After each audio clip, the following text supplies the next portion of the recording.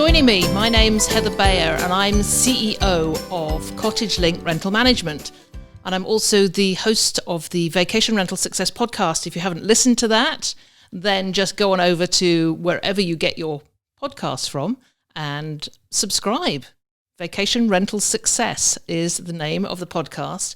And there's over 360 episodes of everything to do with vacation rentals, cottage rentals, anything you could think of that is related to the business is on there. Lots of interviews, lots of discussions and tips and tricks and recommendations and suggestions and everything you need to know.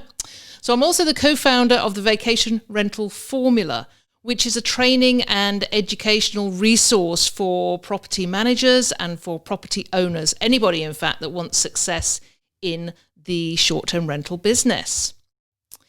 So I wanted to talk about how we navigate the evolving cottage rental industry here in Ontario, because it's changing all the time. And I've been doing this for over 20 years, and the market has changed in so many ways since I started out. You know, for those of you who can go back, remember about 20 years ago, the old paper catalogues, it was called Tyler's Cottage Rental. And we used to wait after Christmas for that to come out in the grocery stores. And there would be the tiny little classified ads with very grainy pictures, usually only one black and white photo. And it would say 3 bedrooms, 1 bathroom, waterfront, Minden, whatever lake it was. And that would be it. That's all you knew. And we used to happily book our rentals that way. For those of you who remember that, I'm sure maybe you look back on it with this nostalgia. But now, of course, we have the monster platforms of Airbnb, VRBO Canada now, Booking.com. I'm sure you've all booked on one of these platforms at some time. But we also have the ability now to create our own marketing platforms with websites and Facebook groups. And then, of course, there's the option of using an agency. But we're in a time of shifting sands. You know, areas are beginning to legislate and regulate our industry. Safety and liability issues are a major consideration, and guest expectations are just rising off the charts. So in the next 25 minutes or so, I'm going to help you navigate this evolving nature of cottage rentals. So if you're thinking about investing with rental in mind, or you already have a property and you're thinking of offering it to rent for rental, I want you to come away from this with some information on what the market is currently like and what you can do to be a successful part of it. The one caveat here is that, you know, if you're listening to this in the time of the pandemic, I'm recording this in 2020, at the end of 2020, this year's been an outlier. We don't know what effect the pandemic will have in the future and how travel and tourism is going to be impacted. But one thing's for sure, cottage rental will remain high demand accommodation choice.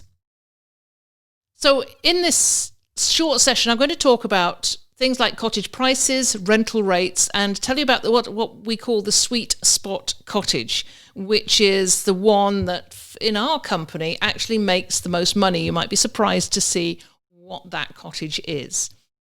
Legislation and regulations that impact the cottage market. There's a lot of things going on at the moment, and I'll bring you up to date with some of the more current issues and what you might be facing in the future.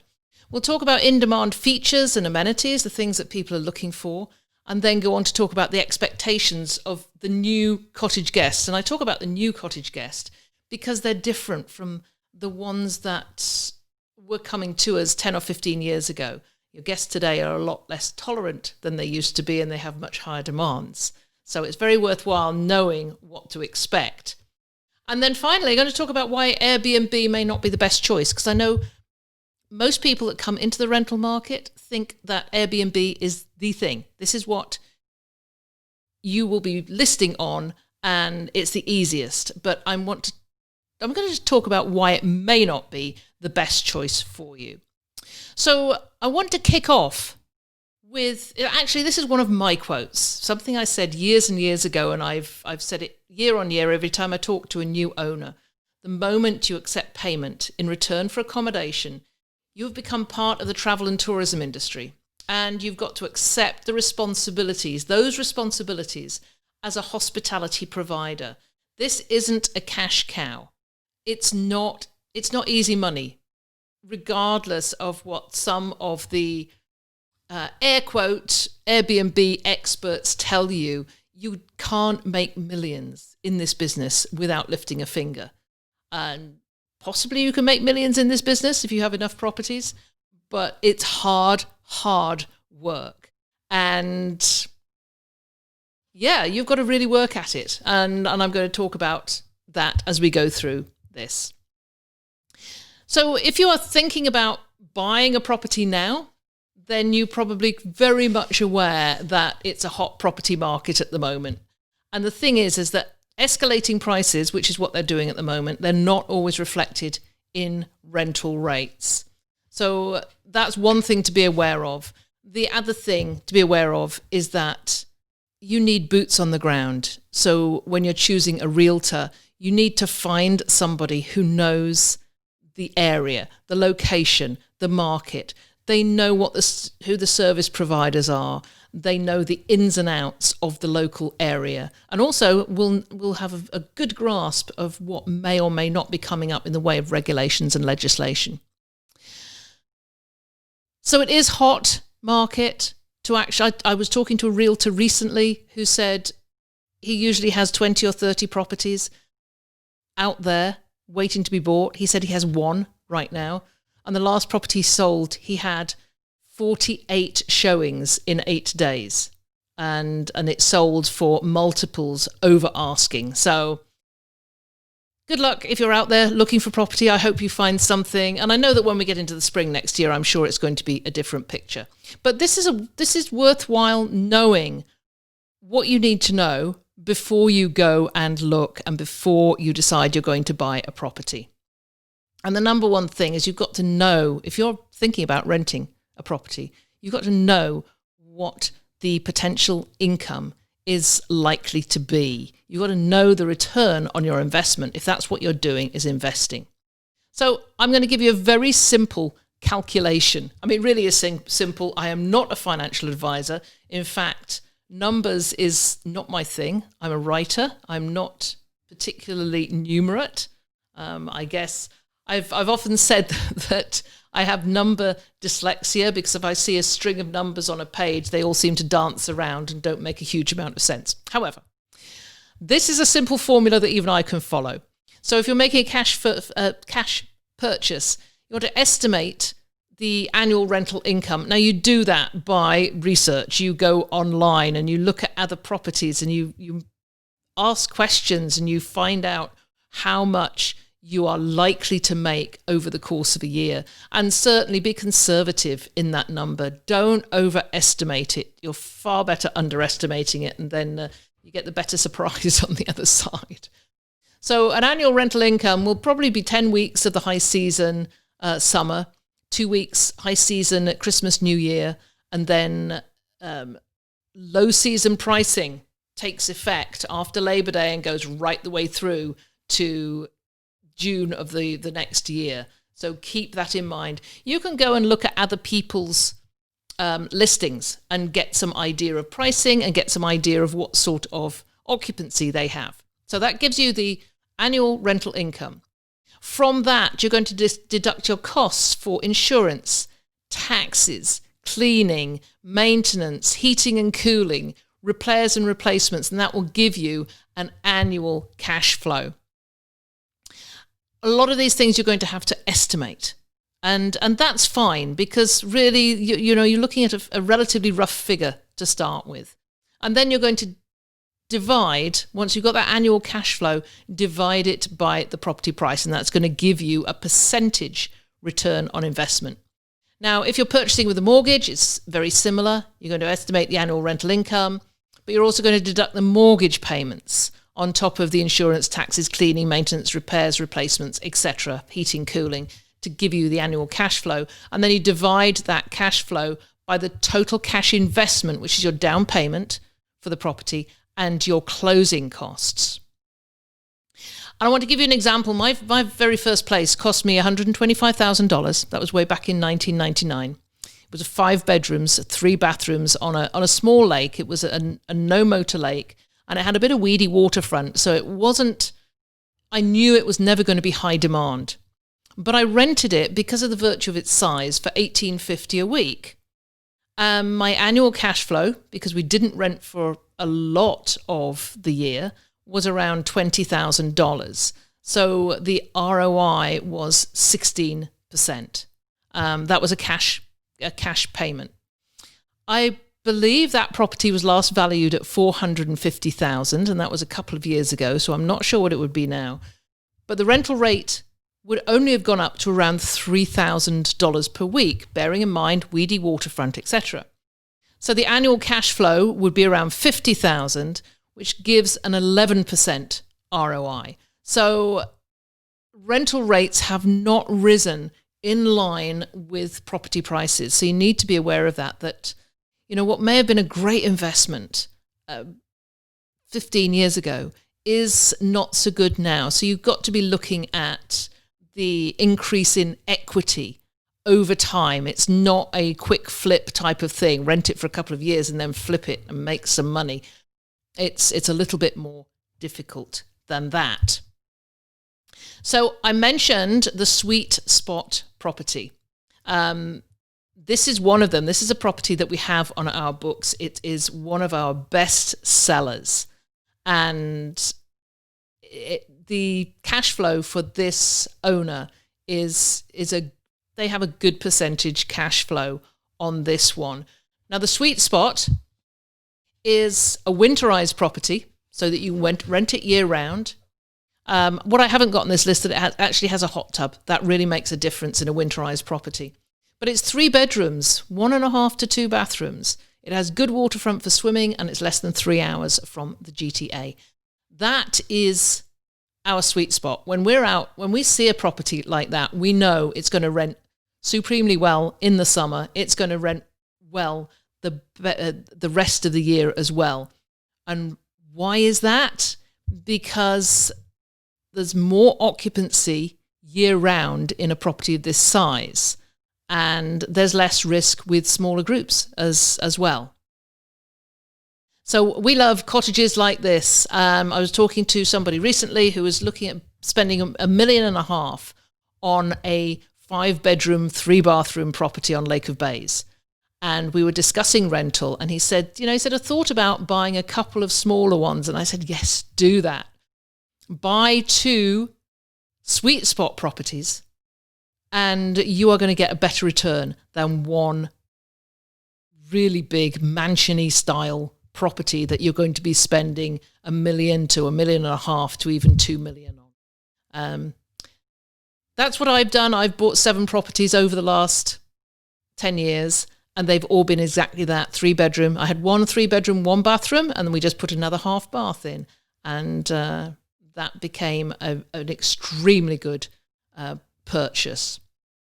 So the sweet spot, you'll get more occupancy. There's less risk because you haven't got this great amount of people coming in. A large property, accommodating 10 to 12 people coming through every week. There is more risk, and there is a higher degree of wear and tear on the property. So, certainly think about that. If anybody comes to me on the phone and says, what should I buy? This is exactly what I'm suggesting. So let's move on to rental restrictions, because this is a really important one. Cottage rental's been around for decades, mostly well tolerated by communities and neighbours. People used to come year after year to the same cottage, to the point when they were recognised and regarded as part of the community. And then Airbnb came along. So Airbnb is talked about as being a disruptor, and it did indeed precipitate changes in how people see rentals. More owners came along, started to buy bigger cottages, they started to rent, and then we began to hear more about the party cottages, which has resulted in a growth of concern by residents and by neighbours, which is, many ways understandable. More people are retiring to cottage country. They look for peace and serenity, and finding the Airbnb next door is packed to the gunnels every weekend is not making them happy campers. So this is, that's an extreme. Not every property, obviously, is a party house, because most owners who rent are highly responsible and they don't cater for that type of guest anyway, but the damage has already been done. And just to give you a couple of examples, Oromodonti, which is an area to the west of Barry, to the west of Lake Simcoe, has passed a zoning amendment that defines temporary accommodation of a dwelling unit of 28 days or less as a commercial operation. And commercial operations are not permitted in a residential zone. That's their way of getting around the whole issue of licensing regulation. They don't need to, because if they class short-term rentals as commercial operators, then they're just not permitted anyway. And this came about because township residents had complained about some rentals being terribly disrupting to them. This is a permanent ban at the moment, and it's pending appeal. And there's a lot of us in the industry working hard to get this zoning amendment appealed. So watch the space on this one. In my area, I'm in Huntsville, and Huntsville have gone in another direction, which I think is a wise move. They have started licensing short-term accommodation. And I know a couple of owners in the Huntsville area that are going through the licensing process at the moment. They are filing their safety plans. They're filing their fire escape plans. And to me, it's very focusing. It's getting people who have short-term accommodation, who are renting them out, thinking about safety, about the safety of their guests and the responsibilities they have as hosts and owners, not only towards those guests, but towards the neighbours as well. So all short-term accommodation providers in Huntsville do need a licence, and they will be fining people who are renting and don't have a licence. So in a third one, Grey Highlands, that's sort of Bruce Peninsula area, they are also looking at licensing in the same way. So it's really important that wherever you're looking to buy, or if you're in an area and you don't know what the current legislation or regulations are, is that you do some research. In fact, you do a lot of research. Is there local legislation in place? Is it being considered in the future? Is there a bylaw amendment being prepared to go through council? So you can go to the community websites. You can have a look at council, the minutes of council meetings. You can get in touch with a councillor and ask what's going on. But please do that research. Don't spend any money on a property if you want to rent it out without doing this research on legislation and regulations, because I've heard of people buying in areas because they wanted to rent out the property and then find that it's specifically banned. And that is very tough on the bottom line if you've made that investment. Okay, let's look at some desirable features in a property, because you can, and just think about it, you can change virtually anything in a property, but you can't change the location, the waterfront, or the terrain. If it's weedy and shallow, you can't make it a pristine swimming area. If it's rocky and deep, you can't create a beach. That's it. You cannot do these things. And please don't ever think that you can truck in sand and make a beach, because the Ministry of Natural Resources take a very, very dim view on that. They will fine you significant amounts of money, and then you will have to pay to put the shoreline back to exactly the way it was before you spread your sand. So this has happened to a lot of people, and yes, it's a big mistake to make. But the amenities people are looking for in terms of the waterfront is good swimming. They want to know if the swimming is good, and that's fine if it's on a river. It's fine if it's on a small or a no-motor lake. They are absolutely fine. People will rent those. Reason being is that most rental guests don't have boats. They're not bringing ski boats. They're not bringing wake boats. They're not bringing sea-doos. The majority of them. Most of them are as happy as can be with a canoe, a kayak, a pedal boat, or a rowboat, and stand-up paddleboards. So we always suggest that you supply those things, and providing there's good swimming in the location, then you can rent just about any waterfront. So turning to guest expectations now. 20 years ago, we called them renters. I've mentioned several times the word guests, but we called them renters 20 years ago, and they were tolerant of just about everything. They didn't care about the mice. They didn't care about dust bunnies under the bed or grandma's old quilts. They were happy enough to have somewhere to swim, a dock to hang out on, and a campfire where they could toast some s'mores at night. Now they have much loftier expectations, and if those expectations aren't met, they're going to let you know in a review. And of course now, reviews are everything. Everybody is looking for the 5-star review. Here's the top one, Wi-Fi.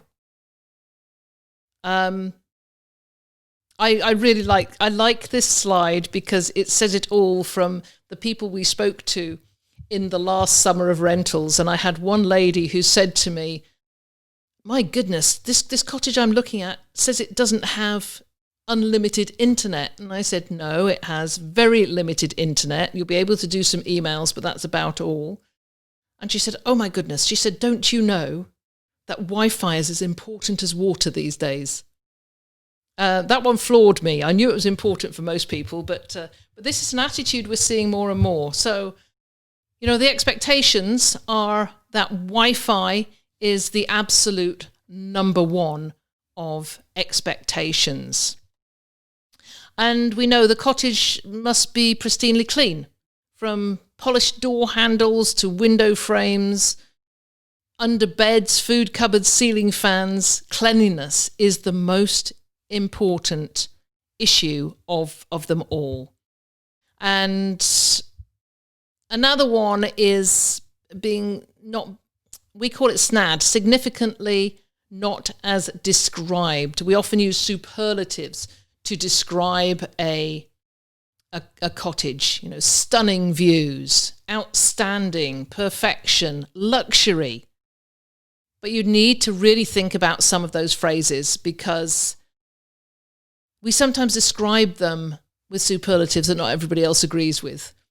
And standards are different and expectations are different. So just be careful about how you describe your property. So I mentioned unlimited Wi-Fi, but also higher end appliances. When I go and see a property now and I see stainless steel appliances, yes, they just make a place look really beautiful. A hot tub or a sauna, particularly for a winter rental, that is a nice amenity to have. But there is an expectation of quality mattresses and bedding. And COVID-19 aside, and whether you supply linens or not, the majority of guests do want their beds made up with quality linens, comfortable pillows, and on really good mattresses. Now, companies like mine, Cottage Link Rental Management, like other agencies, will always help you out in terms of what to furnish with and the different types of bedding you should supply. So it's always worthwhile, even before you think about how you're going to rent it, whether you're going to rent it yourself or whether you're going to rent it with an agency, it's always worthwhile just calling them up and asking them, what do guests expect? What do your guests expect? What should I do? Can you give me some tips? We're a really friendly bunch. We definitely don't do the sales stuff. So my philosophy is that the relationship is the most important thing. So if I have a potential owner who comes to me and says, I'm not sure whether I'm going to come with you, but I want to pick your brains anyway, I said, absolutely fine. I'm going to give you the benefit of all my knowledge, all 25 years of it. And if you decide that you're going to be our client at the end of all that, then that's fabulous, and we will create a great relationship. If you decide you're going to go it alone and put it onto Airbnb or go to another agency, that's fine too. I just hope that the information I've shared with you has been super, super helpful. So just wanted to share that with you. Yeah, visible form of heat. That's the other the other amenity, particularly for winter rentals. That's really important. A propane stove or something else.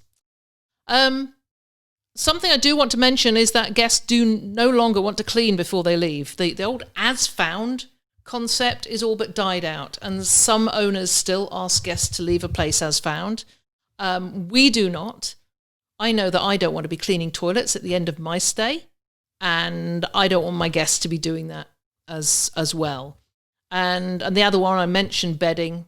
This year aside, guests don't want to arrive and have to make up beds. They want them all made up for them. They expect the properties now to be better than their own home in terms of furnishing and decor. Something else, entertainment systems need to be the best. Large TVs in living areas or family rooms, TVs in bedrooms, charging stations everywhere. It's all these little things. Just think about what you would like if you were going on one of these vacations, and then you create your space to fit that. And then in winter, the cottage's got to be warm and inviting. And just this caveat, guests do not want to have to turn on water and put heat up when they arrive in winter. They want a light on. If possible, they want a fire already going. And just remember, they're paying a significant amount for their vacation, and they expect the best. And if you give the best, you're going to be rewarded with great reviews and repeat bookings. So just before I close, I'd mentioned Airbnb and the fact that it may not always be the best thing, because it's really tempting to look at what Airbnb offers. Just list the property and away you go. That's what Airbnb are telling you. The first thing is that you can't screen your guests before they book. And I know this is the way that people want to book these days. But Airbnb have given their guests or their clients the impression that they own all the properties and they run the properties, and it's okay for just about anybody to book them. And even though we're allowed to put rules onto the Airbnb listings, Airbnb guests, in my experience, and that is simply in my experience, have not been shown to be the best at following the rules. But the other reason why I don't believe it's great just to list on Airbnb is that putting all your eggs in one basket is not a great idea, because you don't know what's going to happen to Airbnb in the future. I mean, it was showing very rocky signs earlier this year. We don't know what's going to happen with COVID over the next year or so. We don't know what's going to happen to Airbnb or VRBO. So, and the other thing is that I think it's important to be aware of is that Airbnb currently charges 3 to 5% to hosts. In the future, they're going to be disbanding their service fee and charging 15% plus to hosts, which means you're going to have to raise your prices by that amount so you don't lose money. So that's definitely worthwhile thinking about. I strongly recommend that you create your own website so you can take direct bookings and then advertise on local sites such as Cottages in Canada, one of the best sites out there for independent listings. And people will go to Cottages in Canada, see your listing, and then come straight back to you to book. So you make that relationship with guests. So that's your screening, because you are speaking with them. The other alternative, of course, is to use a rental agency, such as Cottage Link Rental Management, such as my agency, and you will pay a commission, and the commission could be average 17 to 20%, maybe more in cases, maybe less if you've got a much larger property and it's got a higher rental rate. The benefits of using an agency is, certainly for the first couple of years, is that you are tapping in to their marketing. They have been marketing properties for years. So they have a good following. They have a massive list. Certainly ask them some questions. Now, on this website, on the CLRM website where you're watching this video, you can go and see a list of questions that you should ask an agency. And I suggest that you do shop around and you ask a few. You go to a few agencies and ask some questions. But at the end of the day, I hate that expression, but yeah, at the end, you do get what you pay for, and the relationship is everything. You want to be really happy with the company that's going to be looking after your property. It's not their property, it's yours. And you want to be happy that they are taking great care of it and making sure that they're putting the right people into it. So this business, done professionally and with hospitality in mind, can be super rewarding and such a great industry to be in. So that's it. This final slide is from the Ontario Cottage Rental Managers Association, of which Cottage Link Rental Management is a member. We have 11 cottage rental management companies in the association, and we all subscribe to a set of standards that covers responsible rental. We are very, very serious about our professional status and the fact that we can fight back against the potential of regulation and legislation, because we are promoting responsible rental across the board. So certainly, if you are looking for a rental manager, call me. I'd love to hear from you.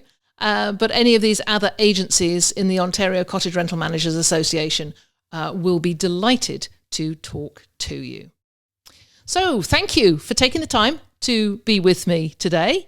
And I'd love to have any questions from you. You can email me at heather@clrm.ca, or go to the contact form on this website and we'll send you some information. So that's it. Enjoy your time, enjoy your cottage, and I hope to talk to you sometime in the future.